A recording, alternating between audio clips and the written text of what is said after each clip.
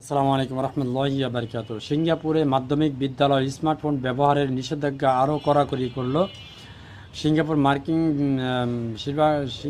মাধ্যমিক বিশ্ববিদ্যালয়। আগামী জানুয়ারি থেকে স্মার্টফোন ও স্মার্ট ওয়াচের ব্যবহার আরও কঠোরভাবে নিষিদ্ধ করা হচ্ছে। ডিজিটাল মাধ্যমে বিধি-নিষেধের আন্তর্জাতিক উদ্যোগের অংশ হিসাবে এটা করা হচ্ছে। গত রোববার দেশটির শিক্ষা মন্ত্রণালয় এক বিবৃতিতে এ ঘোষণা দিয়েছেন। বিশ্বের যেসব দেশের মানুষ ডিজিটাল মাধ্যমের সঙ্গে ব্যাপকভাবে যুক্ত, সিঙ্গাপুর তাদের অন্যতম।